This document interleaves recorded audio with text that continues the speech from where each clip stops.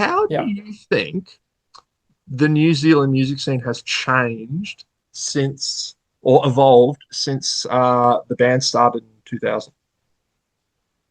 I mean, for us, the biggest thing is internet, right? So we Hmm. we were right on the cusp of we were essentially. I mean, shit, we've been around since 2000. So that was when we were 16, 17. And that's like 7, 8 years before YouTube or social media. So we grew up in the time of when we were very young of tape not tape trading. We're a little bit too young for that, a little bit too young for that. But certainly like trading trading tapes with friends or like Yeah, dubbing yeah. tapes. And CDRs was our kind of foot in the door, So everything that we were doing, demoing, was all CDRs, burning, Hmm. making physical copies to send, and shit like zines and physical media, and that's fucking completely all gone now. So Yeah. yeah, so we for better or worse, we have a very analog approach to things, So that kind of means we feel old, Yeah. Um, so we do old man shit, like we still rehearse all the time. We track live as much as we can, and we don't augment recordings and shit like that, which is kind of not, no, from what I've seen from where things are going, even globally, is like these days, it's everything is hyper edited and hyper um, clean and tidy, So we're from a it's weird to say, but we're from an older generation that still likes things to be a little bit chaotic, Hmm. on the gnarly side. So in terms of New Zealand, it's kind of the same thing, man. It's like I'd say now probably there's just more bands are finding it easier to get out of the country in terms of touring and stuff like that, Yeah. which I'm sure the internet has enabled. It was certainly extremely difficult for us in the well, let's say early 2010s, is kind of when we first started venturing outside of New Zealand. Um, Now it's like, now you've got a complete global network at your fingertips, So it's still difficult, and it's the same for Australians as well. But yeah, more manageable perhaps. Yeah. It's funny. I was staring at one of your bill posters in one of my favorite venues, the Triffid in Brisbane, which I believe Hmm. you have played before. Yeah. And it must have been the album artwork for Cutting the Throat of God. So this is wonderful red artwork, but Mhm. it took me a long while before I realized what your name was because I could not read that logo. I had no idea it was said Ulcerate, but it's awesome. I love it. Um, Okay. how did the uh, well, it's because it stands out. You could have 1,000 barbed wire traditional logos, or you could have one of yours. Like, how did it evolve? The logo's not really a big deal. The logo's just a typeface, to be honest. And we Yeah. kind of we it's neither here nor there. It's kind of there's been many different variations, not even of this version of it. And I'm not even sure that this one will stick around. We're not really, yeah, Okay. it's just an aesthetic choice that has kind of worked for the last two releases. But prior to that, no, yeah, we're not your typical kind of metal band, I guess, in that regard. So let's see where we go with it. Yeah. Well, okay. Logo aside, why don't we talk about the art? So you're coming up to this is the last run you guys are putting out for this album. Is that right? This is pretty Yeah. much the conclusion. Okay. So the if you don't mind me asking, I thought the album artwork was really striking. What kind of Mhm. concept did you give to the artists going out? Well, the artist is me. So Oh yeah, okay, wicked, yeah, perfect. All right, yeah. Yeah, I and love graphic art myself, so let's talk about it, man. How did you come up with it? so the whole concept of the album is basically around um an overstepping of your kind of like your code of morality, or your line of ethic, basically. So cutting the throat of God is not literal. It's not talking about an Abrahamic. It's got nothing to do with religion. Hmm. Um, yeah, it's purely, and this is based off, I don't know, last couple of years. There's been some in our kind of collective space. There's been, let's say, individuals that have pushed too far beyond their point of morality, or anyone's point of morality, and that's kind of had a bit of an effect sort of on us. And so that's kind of what where the idea of the album came from. In terms of the visuals are just how do we succinctly kind of represent this, and it's Mm. a purely it's just a gut feel. So the main kind of like two-sided, two-headed figure of that is just in it. It's like a visual.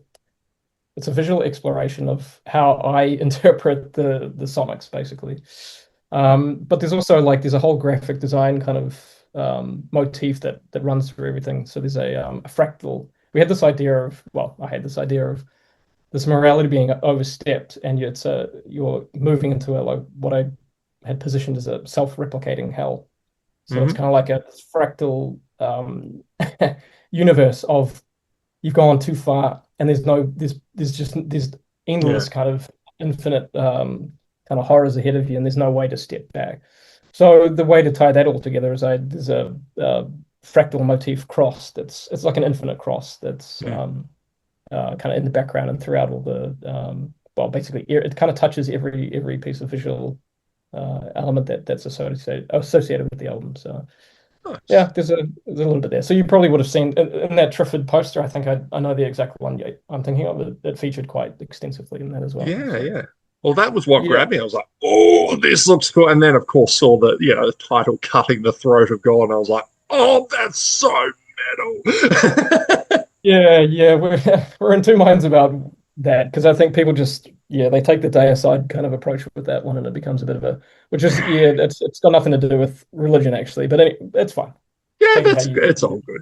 Yeah, take it how well, it's like people give Behemoth shit for it, because I think they released an album called "The Shit of God" or something, and I was like, "Oh God, you're trying too hard, Nurgle." But it's like, Nurgle's funny. I like him.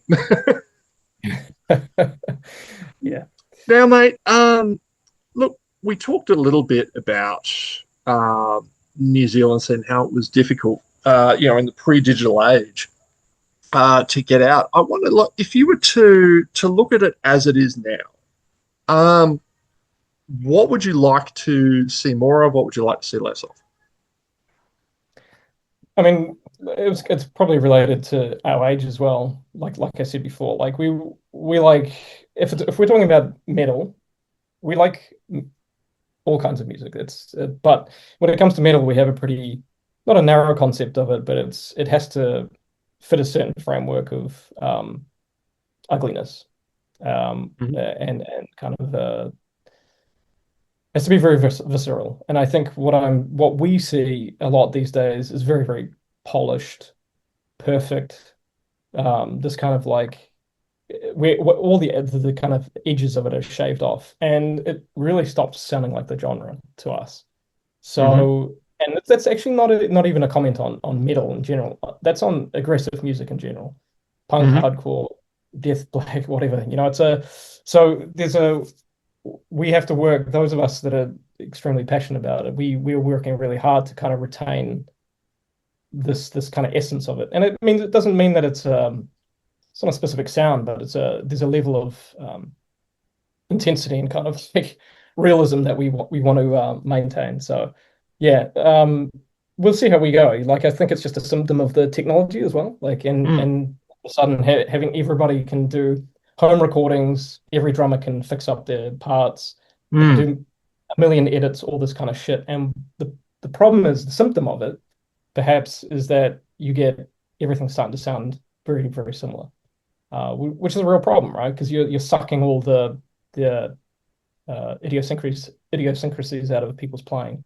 Yeah, So yeah, we want to see the, just more just performances. there's so obviously Max Cavalera has 1,000 different projects, but he did a project Mm. with one of his sons called Go Ahead and Die, and it will scratch every one of those itches. You just said like that one. There is a song that is played. It sounds so raw and so alive. I literally think they fall out of time halfway through and then Yeah, come back into it, and they left it in the fucking recording. Yeah. So yeah, that's and it's an ethos that we've always stuck by. mm, So we yeah, don't we try, it's if you can't play it, then don't record it. I like that. There's the quote. There's the quote for the headline. But it's no, and I think it's that's a totally valid point. I mean, if you need 50,000 backing tracks and a laptop and click tracks and everything, then you might not necessarily be doing as well as you think you are. Yeah. Yeah, yeah, and we have a very, very, very staunch take on that when it comes to playing live. This you have to. I want to see human beings playing an instrument live. I do not want to see backing tracks. Yeah. It's a hard no. They they show videos of it like this is what we sound like to you, and it shows a band playing. This is what it sounds like to our guitarist, and it shows what's actually going through his ears. I'm like, that sounds like hell. What? Yeah, are you serious? You're standing there just listening to click, clunk, clunk, clunk, click. You're like, it's a live environment. Yeah. Fuck that. Ugh. Hey, Well, this I has mean, been. ironically, we actually play to a click track, but that's by virtue of we do a lot of looping. Our Yeah, guitarist loops a lot of stuff live, so we need that solid foundation. But yeah, yeah, it's just a spectrum, and yeah. And I'm it not an has to. actual musician, so I don't know what I'm talking about. Please don't quote me. Speaking of, this has been driving me nuts all interview. Over your shoulder, is that coiled snake? Is that from the Catch 33 artwork from Meshuggah, or am I totally off base? No, No, that's just a snake skeleton. fair, fair. Well, snakes are cool. I can understand that. Yeah, okay. Mate, this has been rad. Thank you very much for your time. We'll keep it short and sweet because apparently this is only a 15-minute slot. So be good to yourself, mate. Well done on the album. Um, and enjoy, mate. I'll Thanks, see man. you in Brisbane. Thanks, mate. Appreciate All it. right, mate. Have a good one. Cheers, man.